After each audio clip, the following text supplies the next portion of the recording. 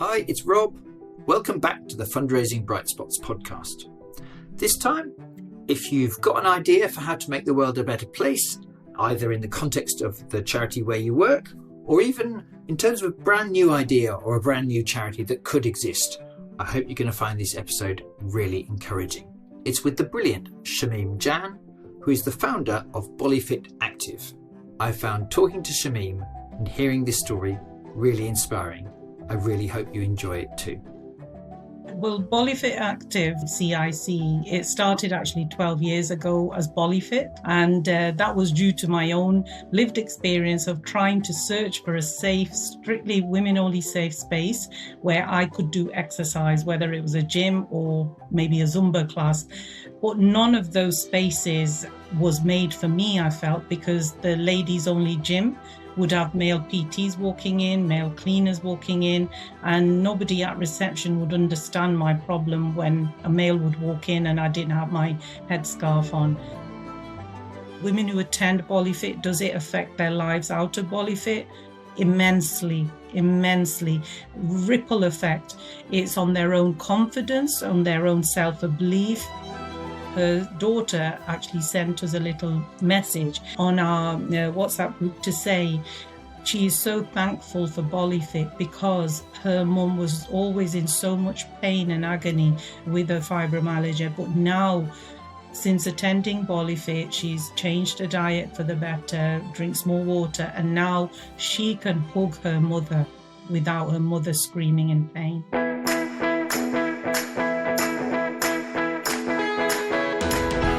Hi Shamime, welcome to the podcast. Hello Rob, and thank you very much. So I really enjoyed our chat the other day when I was finding out all about Bollyfit Active, and I had a strong sense that this would make for a really interesting story for our listeners. Before we get into the detail of this amazing initiative, could you just let me know your name and your title at Bollyfit Active? Yeah, sure. So my name is Shamime Jan, and I'm the founder director of Bollyfit Active CIC, and we're a community interest company. Yeah, and I guess for our listeners, many of the charities we talk to on the podcast, it's a lot of the funding comes from public fundraising, Yes. but you're a not-for-profit, and what's the gist of what that means as a non-profit that's a community interest company? Yeah, it does mean that we can apply for funding and grants, but also we can have, like a business, we can create profits as well by selling our services. Right, and I know it's thriving. My starting point really is,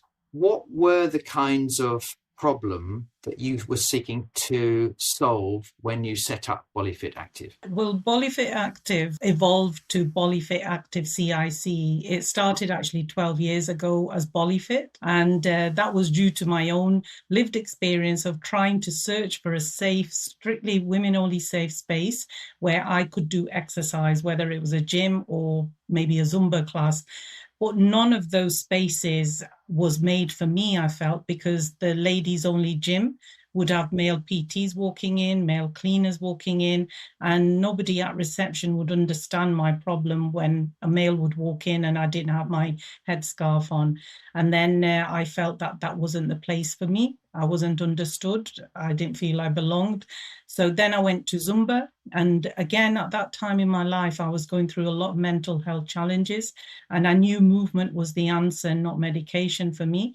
And so when I found a Zumba space, again, I wanted some connection. Or what I felt, again, it was in a very, it was mainly a white community I lived in at that area. And it was mainly white English women who attended the sessions. And nobody would speak to me, Rob. And it really made me sad, more sad than before. And even the instructor would come in and she would do the session like a robot and walk out. She wouldn't even connect with us.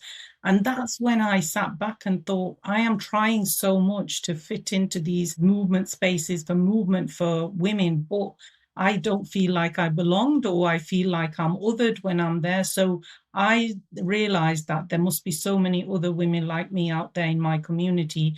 And I knew there were as well. Then I set Bollyfit up. I thought we need our own space. If it's not there, let's create it. Yeah, it's such an inspiring story, because in terms of what you've created, that's the absolute opposite of those challenges you were experiencing.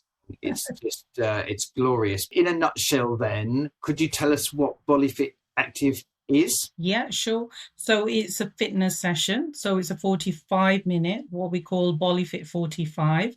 And they walk in, they get welcomed. We start them off by engaging them into a warm up, which is all about making them arrive, because the women we work with is mainly in deprived areas, a lot of isolation. And what we find is they might be there in body, but they're not there with us in mind. So we're very mindful of the start of the session, that we keep doing the warm up until we feel the women have actually arrived in their bodies and they're with us. I don't know if that makes sense to anybody, but it makes sense to us and the women. And then we take them into a cardio. We raise their heartbeat a little and then pull it down with a slow movement to bring the heartbeat down. Then we created a circle. It's called a confidence builder circle. So we all go in a circle, and one by one, the women will come in the center of the circle and showcase their movements, their joy, their whatever they want to show us in whatever form. So they dance to the music. So round the circle, some will be shy, they won't come in yet, and some will be quite confident, who are more than ready to come in, jump in. And we just go around that circle. Why we call it the confidence builder circle is because after a few years of doing it, women used to come up to me and say, that circle changed my life, not just here. I'm more confident outside as well. So then after the confidence builder circle, we take them into some squats, some arm movements, and then some nice rhythmic storytelling movements from our cultural music that we have. And also the music is culturally relevant to the women who are there. So if it's Asian women we're working with, it'll be Bollywood, Bhangra. If it's the Afro-Caribbean women, it'll be the Afrobeats. Middle Eastern women, we'll bring in their songs, their cultural music. So then the half an hour is up, and then we take them on the floor. Then it's the body conditioning. We do a lot of planks, and we start with 30-second. You're new, try and manage even 10-second. But the ones who've been coming for a while, take it up to 2-minute plank. And we do things like that on the floor to build their core as well. So, and then we up on our feet again, and then we finish off with a nice, relaxing cool down, bringing their heartbeat down, making sure everybody's safe and well, and had a good sweat and lots of smiles. That's the 45 minutes done and dusted, and that is our magic. Yeah, and I have to say, I've been enjoying watching your film and various other clips you've put online. Yes. And within a second of the clip starting and the Bollywood music playing, and how the energy is in the room, I absolutely confirm. And I would maybe we might be able to put a link in our episode notes.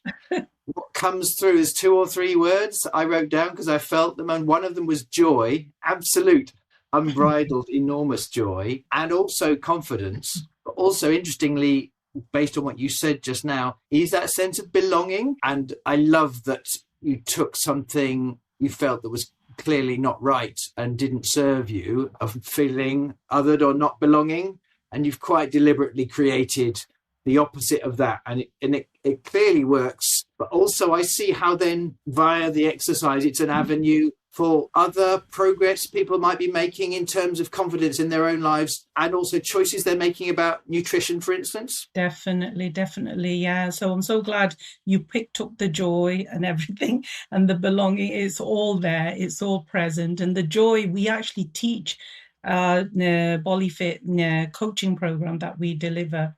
We actually teach joy in there, how to create joy in your own self, and then how you can deliver it to others, because it's something that I think all humans need to learn.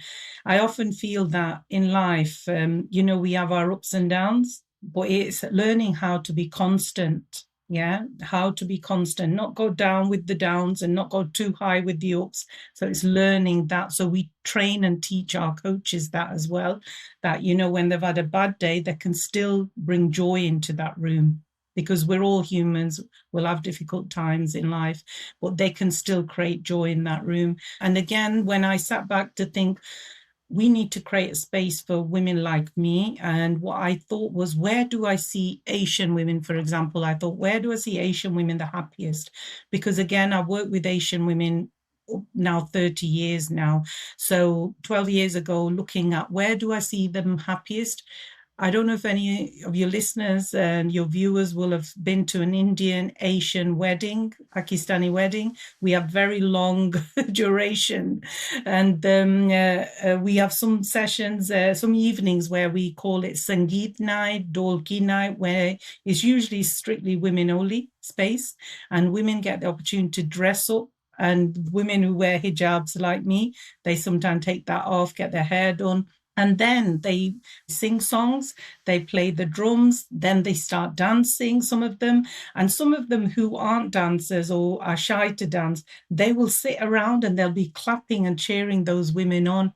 So that's what I had in my mind. That's where I've seen Asian women the happiest for each other as well as themselves. And that's what I wanted to create with Bollyfit. And I feel personally, and a few people have said it to me, it feels like a vibe of a Dolki night, Sangeet night. And women love that. Women love the joy that we bring to them. Women who attend Bollyfit, does it affect their lives out of Bollyfit? Immensely. So a lot of stories in Bollyfit I could share with you, and some I will share today, and others I would love your viewers to go onto our website and see those stories. For example, there's a lady who came into our diabetes program that we deliver, and her issue was actually a fatty liver. And through the program, because we teach about healthy eating, and also it's culturally appropriate for the South Asian women that we work with. So the food, teach them how to change the food. And all of a sudden, within 3 months of that program, that lady came back to us with a letter from a hospital, wherever she had the checkup again. She has no longer fatty liver. How amazing is that? She was in awe of it all. She was just, couldn't contain her excitement, because again, that's health. Where else would they get something like that? So the other lady we had was, again, she comes to our Bollyfit sessions, fibromyalgia. That was a main thing, that her body was really stiff and always in pain. So she's been a Bollyfitter for quite a while, for over a year, regular.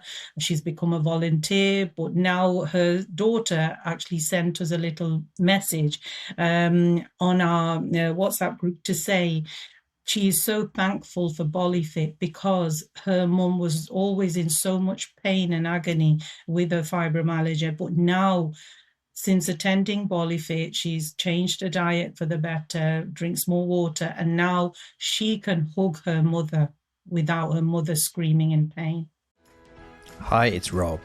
Now, if you need to grow corporate partnerships income this year, our flagship training, Corporate Partnerships Mastery, will help. It's a 6-month combination of masterclasses, one-to-one coaching, and being part of a fantastic peer group. Here's Emma Billings from Lincolnshire Rural Support Network. I totally recommend it to anybody. For me, I was lacking a little bit of confidence, a little bit of experience in the fundraising charity sector, and it's given me the tools to have 2 major wins for our own charity by being on the course.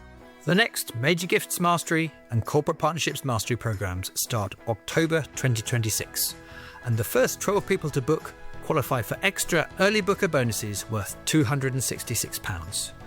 If you're interested, find out more and get in touch at brightspotfundraising.co.uk. I guess one question I've got is in terms of what you've learned from working with partners and getting buy-in from some partners. I'm sure it's not all been easy, but in terms of some of the breakthroughs you've made with any kind of funder or partner, I wonder if you could give us some tips on how you've done that. CIC was created in 2020, pandemic time, and that's when we started applying for funds. But what I could say is, I had a vision for it. My vision was so clear in my mind what we wanted to create. But we have had lots of struggle with funding streams. And what I would say to anybody, and including reminding myself, is stick to our values. What are our values? If the funders aren't aligned to us, then, walk away from them. And I've done that as well. But I recall one funder, I remember it was, I'd only been into this sector 2 years. And I thought, oh, we're easily going to get this fund. It's all about sport. It's all about health inequalities and women. And we tick it all. So I was so confident. And they said, oh, yeah, we appreciate this. But there's this part of the budget we're not happy with. And all it was, Rob, was £30 for a WhatsApp group support per week we wanted, Well, I wasn't budging from that because without the WhatsApp group, it doesn't bring the joy. That's part of our ecosystem we've created at Bollyfit. So I pushed back on the emails that I kept getting. And I had about 3 emails coming to me and me pushing back. And on the third one, I just lost the plot, as you would say. I thought, I'm not having this because this person is a paid person, 9 to 5 person who just emails me. And I want your viewers to hear me on this one. When you're getting pushbacks like that, do what I did because it worked. I said, could I have a conversation with your panel? Because they kept coming back saying, our panel said this, our panel said that. So when I push back, I want to speak to your panel. I'm not answering to you anymore. Then they connected me with the regional lead. And she came on and she was totally different. The higher up you go, I always find they listen a bit more. So she listened to me, the reasons behind it. Within 10 days, we got that fund. We got that £30 extra for a WhatsApp group. But what I'm saying is your values, make them understand because their systems are broken. Things are not working for them. You have got a passion. You, no doubt, are a leader who's got a calling. A lot of the voluntary sector leaders I meet personally, I see them that they've got a calling in their life. They've got that passion for what they're doing. Don't let anybody take that away from you. Yeah, you will have to pivot. You will have to move around and maneuver because not everybody will understand. But the biggest thing is, I know for sure in the sector I work, the health sector, the systems are broken. The cogs are not working anymore. They either need to take the ego out of themselves as whoever they are, decision makers, and bring in people like us who have created something that's working and fit us into the cogs. Well, I'll tell you this as well, Rob. Last year, I nearly had a nervous breakdown because last year, 5 years of hard work, we created the Bollyfit system, created the diabetes program, created the trauma awareness, created the weight loss challenge, which are all combating health inequalities around diverse communities, women in diverse communities. Whatever you read on health inequality, we were ticking everything that we can support in a solution. But nobody was listening to me. Everywhere I took it saying, right, we've created this impact. There's your data. Here's our system, what works. We're credited by Active IQ. We've got all these policies and procedures in place. We are ready for you to take us on board and let's scale it up. We were like we were invisible. They made me feel wherever I went, they made me feel invisible. And one very high level person, I don't want to discredit anybody in any way, but I had a meeting after 3 months of requesting a meeting, finally got a meeting with them. And they heard my story and what we were trying to create. They said, just be patient, Shamime. And I'm like, patient for what? If I'm going to be patient, meaning step off the accelerator, who's going to suffer? Are women in the community. There's women every day suffering with their health. There's doctors who are suffering as well in a way that they can't see all these patients. I'm sure doctors don't do it on purpose, that they give you an appointment after a month. This is what the women tell me. They don't get these appointments. Who's going to suffer? What's the point of being patient? You are looking for health inequality solutions. We've got it. So that's the day I realized that we don't fit into the system that they've got in place at the moment. So we need to create our own structure, our own system. So that's when last October I decided for the CIC, we're going to utilize how we're going to create an income. And that's by creating more coaches. They'll go and deliver out there and we create a subscription model. And then we make this movement larger and larger until people listen. And so when I started doing that in October, by January, February, and I did I've documented my story throughout, and the Bollyfit story through LinkedIn and other social media platforms. So on LinkedIn, I started getting visibility more and more and more. And then the right partners started aligning and coming to us themselves rather than us chasing people. So that's a message for all those leaders out there with a vision. Sometimes you will be in darkness where you think nobody can see what I can see, but you must stay true to your calling and follow that dream. And just the hardship, you have to go through it. You must go through it. And when you do keep going, the right people will come into your lives. But you've got to stay visible, though. Don't go like a hermit. Stay visible on your social media. You're doing great work.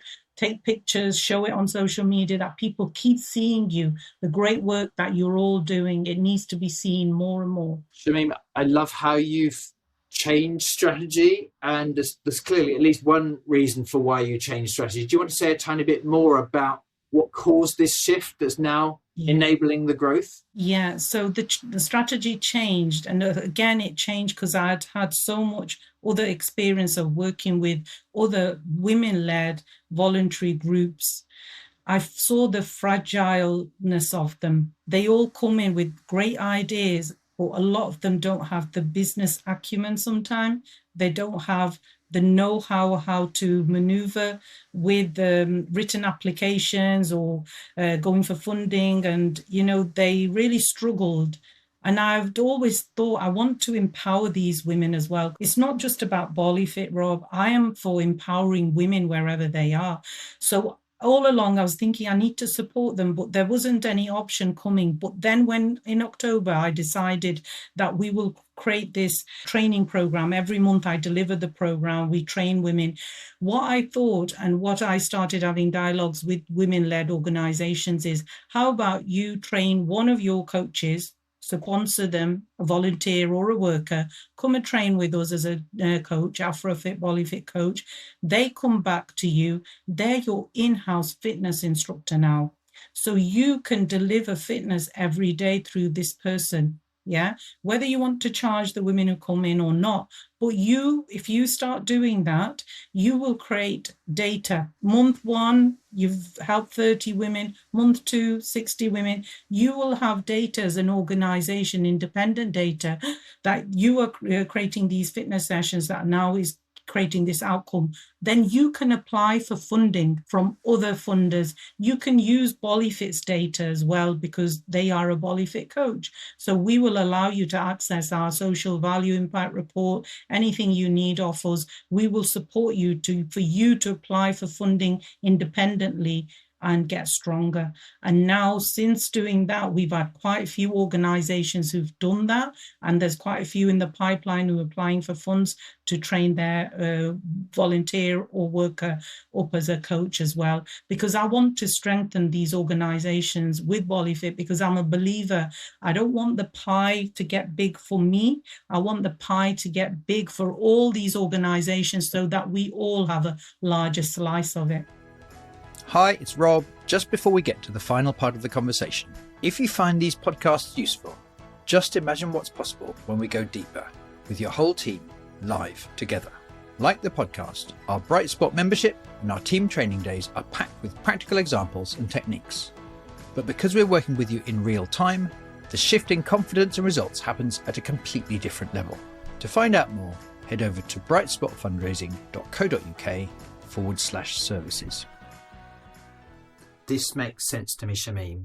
And in terms of the partners you're working with now, I wonder if you could give me an example of one or two of those and what you've learned from working with them. So we've got great relationships with Manchester Active, who's been sponsoring us and supporting us from day one. They saw the vision with us, so they've been a great ally as well. And Active IQ, our accreditation company, anything we need support with, we go back to them. And last October I said, look, we're struggling here in the UK. We really want to scale this up and we really want to take it globally. And one of the things that I was keen on, it was Saudi Arabia, because there's something called Vision 2030 in Saudi Arabia that our organisation is well aligned to that. And Stuart from Active IQ said, well, I was there last week, Shamime, and your product would fit in nicely. So we're having dialogues on taking it to the Gulf. But then coming back to the UK, as I said, I keep showcasing our achievements on social media and LinkedIn especially. And from there, I've had connections with some universities like Salford University at the moment. I've spent half a day there looking at their venue, and what they're interested in is sending some of their students over as placement to us. These are students who will go into rehabilitation work, and also they would like, the university would like us to deliver some Bollyfit, Afrofit sessions for their workforce, their students and their local community as well. So we're connecting with the local women's hubs around that university to welcome the women in from there. And also they would like us to, for me to deliver some sessions for their students, a workshop as well on our Belong method that we've created through the Bollyfit 12 years of working. And also British Fencing, you know, they saw what we're doing. They were connected to us from GM Moving. And what they said is we want to do this pilot of swords after surgery, which is something that's been delivered in France for 10 years for women who've had mastectomy, cancer care, breast cancer survivors, that they can do this exercise after they've had the surgery. So would you be interested in training some of your coaches up? So some of our coaches have had specialist training. And then in the meantime, we applied to Macmillan's to deliver this as a project, swords after surgery. And Macmillan came back to us, said, we love what you're doing. And the lady had seen Bollyfit Journey from 6 years ago, she said, because she'd met us somewhere else. And she said, we don't want to just give you this fund, but we want to become your partner, because we feel as you're scaling up nationally, we want to support that. And we want to work with you in different towns as well. So we're having a conversation with Calderdale, Macmillan's in Calderdale now as well because of that. So we've got great partners on board now who are aligned to our long-term strategy. And sometimes it takes over and over and over and over and over again. And you have to just keep going until you reach that point when others start seeing the vision with you. You know, and that's the exciting bit. You will get there. You will get there as long as you're creating outcomes, you know, and that why I see that vision so clearly, because I keep in contact with our participants. There's always a week, at least once a week, I will be in there with the women, doing the Bollyfit with them and seeing and hearing their results. And that's what keeps me fresh, keeps me going, because I know it's working, but the world can't see it, but we can see it. So we need to keep drumming on about it always. Thank you so much for all these ideas you've been sharing. I guess one question I've got is, because you've shared so much already, but if there's someone listening out there and maybe they work for a charity, or that maybe they run a non-profit, or maybe they've just got a good idea for how to do some good in the world. If there's one more idea you could share with them that might just help, what would that be?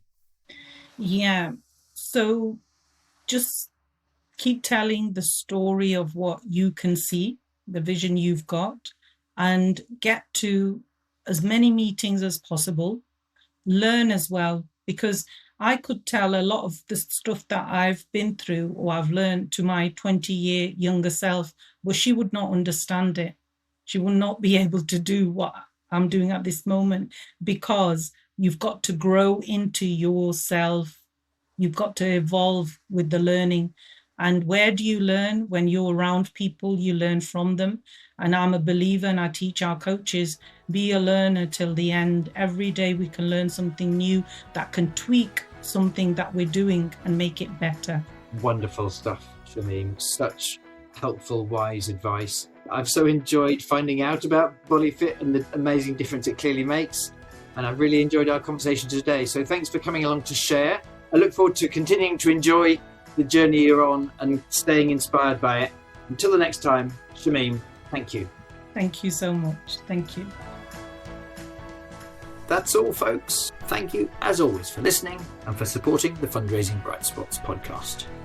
If you liked it, I'd be super grateful if you take a moment to share it on with your team or on LinkedIn. Good luck with your fundraising, your leadership, and with being resilient today. I look forward to sharing another Bright Spot story with you very soon.